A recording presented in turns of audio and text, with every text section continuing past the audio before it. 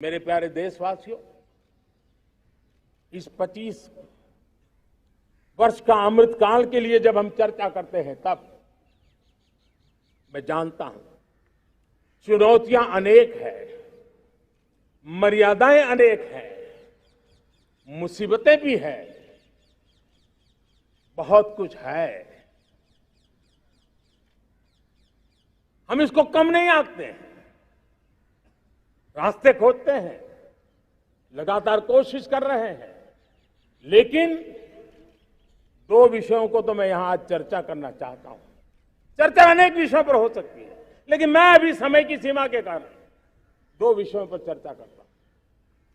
और मैं मानता हूं हमारे इन सारी चुनौतियों को कारण, विकृतियों के कारण, बीमारियों के कारण इस 25 साल का अमृतकाल, उस पर शायद अगर हमने समय रहते नहीं चेते, समय रहते समाधान नहीं किए, तो वो ये विकराल रूप ले सकते हैं। और इसलिए मैं सबकी चर्चा न करते हुए दो पर जरूर चर्चा करना चाहता हूं। एक है भ्रष्टाचार, दूसरा है भाई भतीजावाद, परिवारवाद। भारत जैसे लोकतंत्र में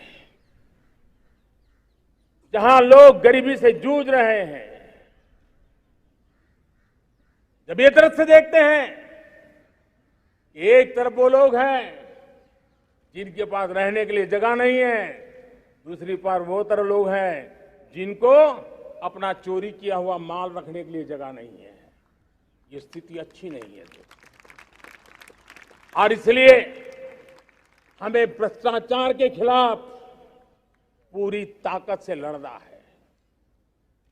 पिछले 8 वर्षों में डायरेक्ट बेनिफिट ट्रांसफर के द्वारा, आधार, मोबाइल, इन सारे आधुनिक व्यवस्थाओं का उपयोग करते हुए 2 लाख करोड़ रुपए जो गलत हाथों में जाते थे,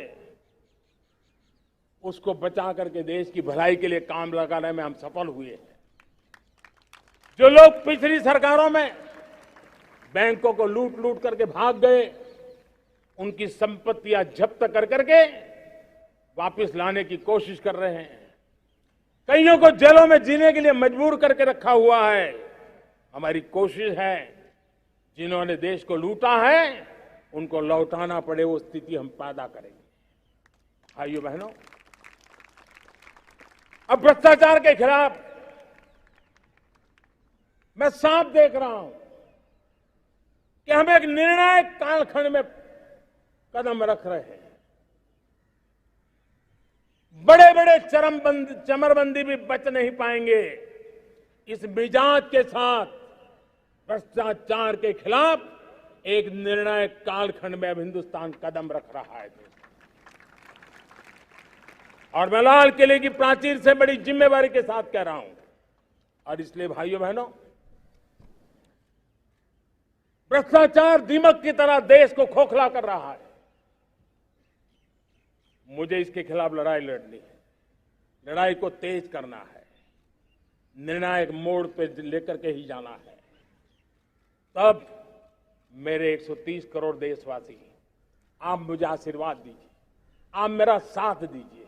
मैं आज आपसे साथ मांगने आया, आपका सहयोग मांगने आया हूं, ताकि मैं इस लड़ाई को लड़ पाऊं, इस लड़ाई को देश जीत पाए और सामान्य नागरिक की जिंदगी भ्रष्टाचार ने तबाह करके रखी हुई है। मैं मेरे इन सामान्य नागरिक की जिंदगी को फिर से शान बान शान के लिए जीने के लिए रास्ता बनाना चाहता हूं। और इसलिए मेरे प्यारे देशवासियों, ये चिंता का विषय है कि आज देश में भ्रष्टाचार के प्रति नफरत तो दिखती है, व्यक्त भी होती है, लेकिन कभी कभी भ्रष्टाचारियों के प्रति उदारता बरती जाती है। किसी भी देश में ये शोभा नहीं देगा। और कई लोग तो इतनी बेशर्मी तक चले जाते हैं कि कोर्ट में सजा हो चुकी हो, भ्रष्टाचारी सिद्ध हो चुका हो, जेल जाना तय हो चुका हो, जेल गुजार रहे हो, उसके बावजूद भी उनका महिमा मंडन करने में लगे रहते हैं, उनकी शान शौकत में लगे रहते हैं, उनकी प्रतिष्ठा बनाने में लगे रहते हैं। अगर जब तक समाज में गंदगी के प्रति नफरत नहीं होती है, स्वच्छता की चेतना जगती नहीं है। जब तक भ्रष्टाचार और भ्रष्टाचारी के प्रति नफरत का भाव पैदा नहीं होता है, सामाजिक रूप से उसको नीचा देखने के लिए मजबूर नहीं करते, तब तक एक मानसिकता खत्म होने वाली नहीं है। और इसलिए भ्रष्टाचार के प्रति भी और भ्रष्टाचारियों के प्रति भी हमें बहुत जागरूक होने की जरूरत है। दूसरी एक चर्चा मैं करना चाहता हूं, भाई भतीजावाद। और जब मैं भाई भतीजावाद, परिवारवाद की बात करता हूं तो लोगों को लगता है मैं सिर्फ राजनीतिक क्षेत्र की बात करता हूं। जी नहीं, दुर्भाग्य से राजनीतिक क्षेत्र की उस बुराई ने हिंदुस्तान की हर संस्थाओं में परिवारवाद को पोषित कर दिया है। परिवारवाद हमारी अनेक संस्थाओं को अपने में लपेटे हुए है और उसके कारण मेरे देश की टैलेंट को नुकसान होता है, मेरे देश के सामर्थ्य को नुकसान होता है। जिनके पास अवसर की संभावनाएं हैं, वो परिवारवाद, भाई भतीजे के बाद बाहर रह जाता है। भ्रष्टाचार का भी कारण ये भी एक बन जाता है, ताकि उसका कोई भाई भतीजे के कार्य आसरा नहीं है तो लगता है चलो भाई कहीं से खरीद करके के जगह बना लूं। इस परिवारवाद से, भाई भतीजावाद से हमें हर संस्थाओं में एक नफरत पैदा करनी पड़ी होगी, जागरूकता पैदा करनी होगी, तब हम हमारी संस्थाओं को बचा पाएंगे। संस्थाओं के उज्जवल भविष्य के लिए बहुत आवश्यक है। उसी प्रकार से राजनीति में भी परिवारवाद ने देश के सामर्थ्य को सबसे सारा अन्याय किया है। परिवारवादी राजनीति परिवार की भलाई के लिए होती है, उसको देश की भलाई से कोई लेना देना नहीं होता है। और इसलिए लाल किले की प्राचीर से तिरंगे झंडे के आन बान शान के नीचे भारत के संविधान का स्मरण करते हुए मैं देशवासियों को खुले मन से कहना चाहता हूं, आइए हिंदुस्तान के राजनीति के शुद्धिकरण के लिए भी, हिंदुस्तान की सभी संस्थाओं के शुद्धिकरण के लिए भी हमें देश को इस परिवारवादी मानसिकता से मुक्ति दिला करके योग्यता के आधार पर देश को आगे ले जाने की ओर बढ़ना होगा। यह अनिवार्यता है, वरना हर किसी का मन कुंठित रहता है कि मैं उसके लिए योग्य था, मुझे नहीं मिला क्योंकि मेरा कोई चाचा, मामा, पिता, दादा, दादी, नाना, नानी कोई वहां थे नहीं। ये मनस्थिति किसी भी देश के लिए अच्छी नहीं। मेरे देश के नौजवानों, मैं आपके उज्जवल भविष्य के लिए, आपके सपनों के लिए, मैं भाई भतीजावाद के खिलाफ लड़ाई में आपका साथ चाहता हूं। परिवारवादी राजनीति के खिलाफ लड़ाई में मैं आपका साथ चाहता हूं।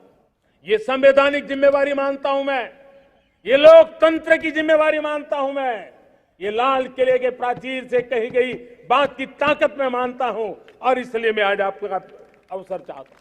हमने देखा पिछले दिनों खेलों में, ऐसा तो नहीं है कि देश के पास पहले प्रतिभाएं नहीं रही होंगी, ऐसा तो नहीं है कि खेलकूद की दुनिया में हिंदुस्तान के नौजवान, हमारी बेटे बेटियां कुछ कर नहीं सकते, लेकिन सिलेक्शन भाई भतीजेवाद की चैनल से गुजरते थे और उसके कारण वो खेल के मैदान तक, उस देश तक तो पहुंच जाते थे।